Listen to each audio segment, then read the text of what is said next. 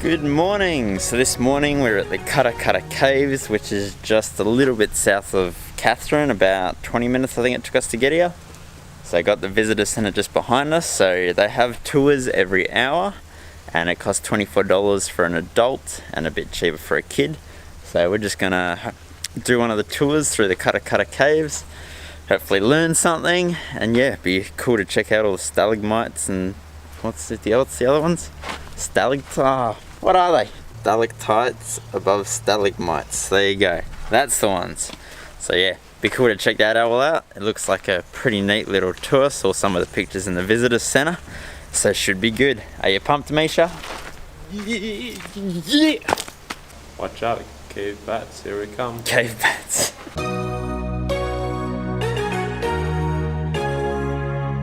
If you're claustrophobic, scared of the dark, or just don't like the tour, just let myself and James know so we don't leave you still wandering around in the cave.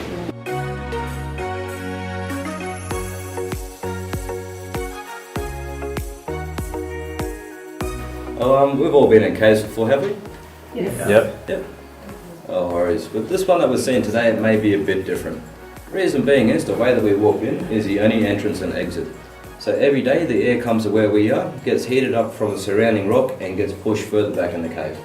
So the further we go down, it's going to get a bit more warmer or humid. Other caves you may have been in are nice and cool due to another opening, so you get a breeze going back and forth.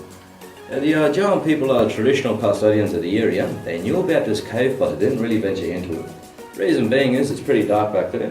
So back then they would have had to burn the pandanus. Burning that would have burnt out all the oxygen that would have been left in the dark. So only really use the entrance of the cave where it is nice and cool. Escape the heat of the day and bushfires coming through the area. So we won't see any cave paintings or anything like that today. Another name that I do go by is curtains or frozen waterfalls. One of the other guides last year must have missed lunch and kept referring to these as rashers of bacon. But this one here would have been from 1998 when we had a flood come through Katherine. Now some people reckon on the left is Cinderella in a ball gown and one of her ugly stepsisters on the right.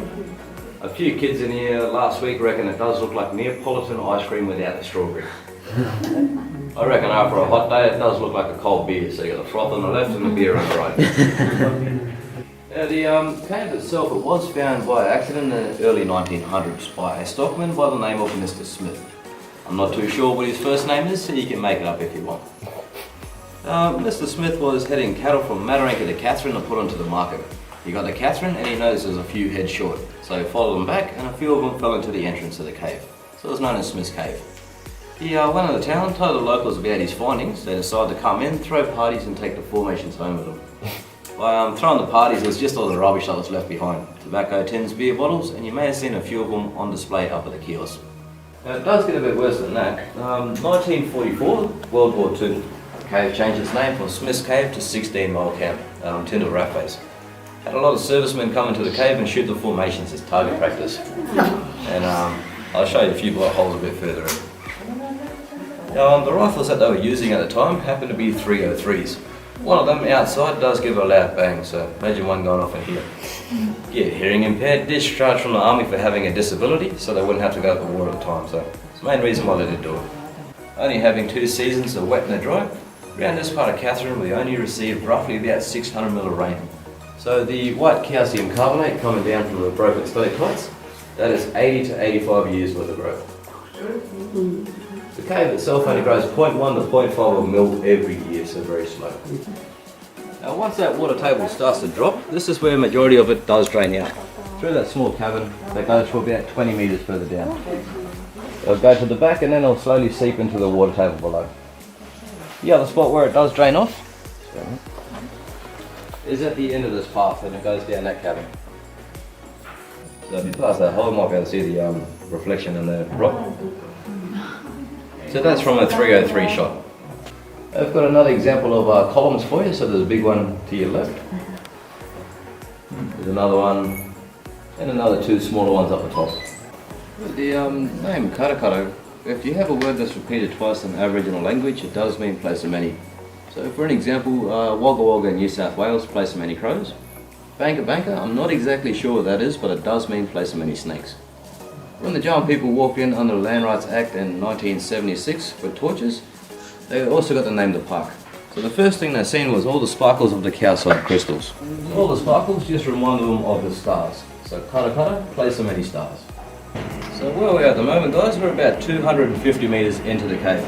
This cave is 750 metres long, so it does continue another 500 metres just down that ridge. At the very back of the cave, there is a small thermal pool that's home to a blind shrimp or prawn known as a Parisia. The scientists were down the back and they wanted to find out where that water does pop up again. So they put a dye in it. 2 days later, they popped up at the Katherine Hot Springs, which is about 30 k's away, so there's the connection to the cave.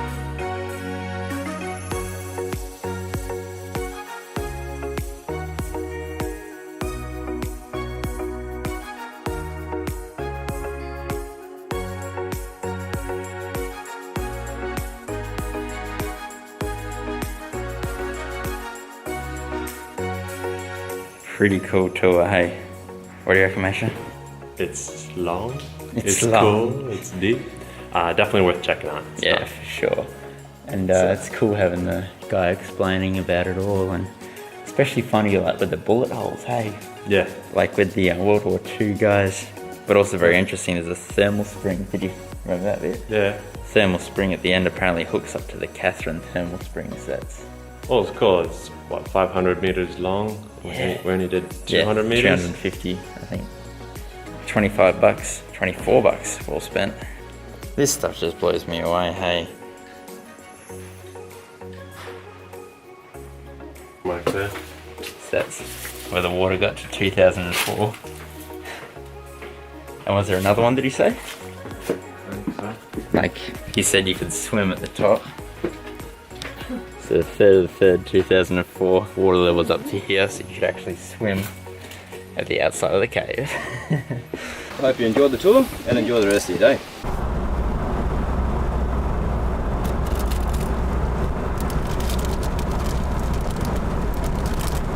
Want some help with that? Cheers. What? What are you doing? You didn't need the sugar. You're not my mother!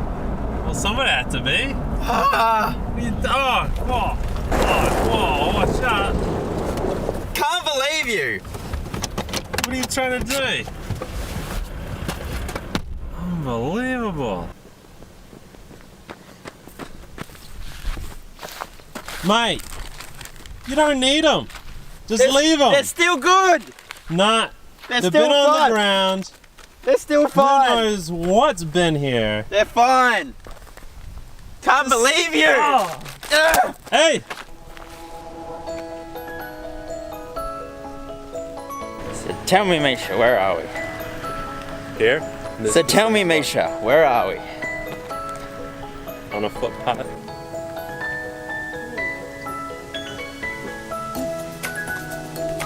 Just at the Katherine Gorge Visitors Centre. So I might look at doing a cruise, might do a walk, see what happens.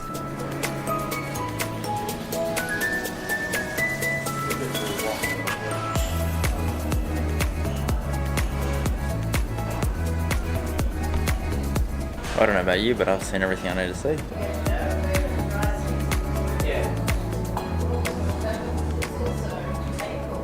Just quickly print your ticket. See the glass doors over there? It's a 5 to 10 minute walk to the boat jetty, so walk down there quite briskly. So we're catching a last minute boat cruise. We were told to walk briskly. 5 to 10 minute walk, Is this briskly? and we got 5 minutes. Okay, there you go. Mate, that's briskly, alright. Have they left without us? I must have. I think we made it. Yeah, bro. Excellent, perfect, thank you. You excited or what? Mate, just remember, I'm doing this for you, so that's why we're doing the dinghy at Lake Cargo. Alright? Well, if you want, you could just rent the dinghy at Lake Argyle and I'll go on the cruise. But that doesn't work out. Why not? Money-wise. That's your problem, not mine. I'm still paying the same amount. Folks, quickly introduce myself. My name's Tom. I'd like to officially welcome you to Nipaluk National Park. Now, before we get underway, quickly explain what's happening and a few safety requirements as well. We are seeing 2 gorges today, so that does mean 2 separate boat rides. Now the boats have been classified to be unsinkable. I'm sure you've heard that before. I don't think we'll see an iceberg out here, but the event we get a bit of a sinking feeling. Life jackets are hanging up above us towards the back of the boat. In the event of an emergency, the exit points are not marked, but they're really easy to find. It's one to your left, one to your right. How simple is that? The only place you don't want to jump off is the front. You'll end up the back with a nasty haircut. Now it looks like we're in for a windy afternoon, so if you're wearing a hat, it's a good idea just to make sure it's stuck to your head. I had a chap lost his hat the other day, and I don't know what it was made out of, but it sank like stone. You know, we'd have a minute's silence middle of the river after that. It was a nice hat.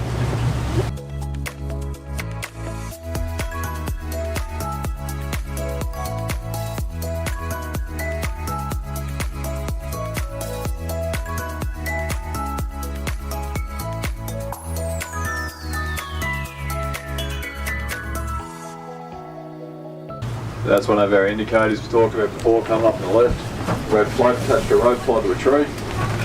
So they've become long, fine, big puncture marks in that float. We know we've got a sight with a crocodile to worry about. Now we've got the same again coming up on the left hand side. There's another big split down the cliff, or another sub-gorge. So if you did the same once more and look in the opposite direction to that, back down next to Cheddar's Rock, you should be able to see the corresponding one down there. So it's pretty amazing. Every time there's a gorge there, there's another crack just on the other side of it. Pretty much everywhere. Pretty cool, hey? It's awesome. I feel I've never been so interested in geology, you know? Oh, really? Yeah, I feel like I should have paid more attention at school. There you go. So this is like a new experience for you, hey? Pretty much. I'm just amazed, like, when he says how much water is in here in the wet season, like at the moment, like there's a lot of water. It's very wide, but then to imagine it's 6 meters higher. Yeah, it's just like crazy, mind-boggling. hey? Like all the way out there. No, I don't think you need any more reasons to come back in the wet, eh? Oh, I'm coming back here for sure. Do the speedboat tour. Yeah, mate. Tell you what, mate, this is the first boat cruise I've paid for. We actually got to walk as well. Mate, I told you it was all inclusive. Everything came with it. It didn't just do one part or the other. It was all I'm just glad we don't have to drag the boat over the rocks for them too, you know? Well, mate, that would have been the canoe trip. I gotta say, the rubber matting is a nice touch though, you know? Oh, it makes life so much easier. Yeah, just feel... Last thing I want is you slipping and breaking your noggin, you know? Exactly. Because then you'd have to finish the holiday alone. No, I'd probably be stuck in Darwin, nursing you back to health. Oh, really? All I can say is, bro, Yeah? thank goodness we're not on that tour. Yeah, no kidding. How many people is there? Far out. When your captain ditches you. Tell ya. Told you should have tipped him. There's a big dead log here that's coming out of the water. Follow that all the way back into the water, and he's sitting on top of it. But before we do let you go, just want to teach you one last charm word. That's ball ball. Ball ball, it means to meet again, or we'll see you later. So safe travels, enjoy the rest of your holidays, wherever you're heading to next. And we do wish you the best from here on out. Ball ball, and thank you. Alright, Misha. Alright, Michael. What do you think? It was awesome. It was really worth the $95? good. Worth the 95 Down to the bucks. cent. Down to the cent. What I found really interesting was how all the cracks in the rock are what caused the gorge, and they're all on, like, yeah, you can see where they cut through the whole gorge, Yeah. hey? Obviously the were the weakest points, the water just washed the rest away. Pretty cool stuff. Yeah, nice relaxing, very chill. You can see probably the most of the gorge in a short period of time. Yeah, definitely. Compared to walking, Yeah, should take a bit longer. see all the freshwater crocodiles, and we got to see a turtle. Couple turtles. Yeah, very cool stuff. So yeah, highly recommend. So one last fun fact that we learned on the tour. Apparently the water was so high during the flood back in 2004, was it, Misha? No, 98. 98. They could actually use this to dock the boats because the water was that high. And the river's all the way down there in the distance. Just insane, hey? Yeah. Well, it was awesome coming to Katherine Gorge. This is actually the end of our Northern Territory segment, eh? So I hope you guys have enjoyed it so far. Now we're running out of here as fast as we can. Yeah, because WA is calling me, man. I just can't wait. Especially that border crossing. That border crossing, they're going to steal all our veggies. All Can't our wait. food. We're gonna be Gone. Like you know the government, they talk about how like eat healthy. Yeah. Well, what's this? They're taking all our healthy food away. Tell ya, it's just rough as. Anyway, hope you guys have enjoyed this series so far. If you have, don't forget to like and subscribe. And we'll see you in WA for more That's it. fun and games. Just so you guys know, no snakes were harmed in the making of this movie. Good stuff, eh? Mmm.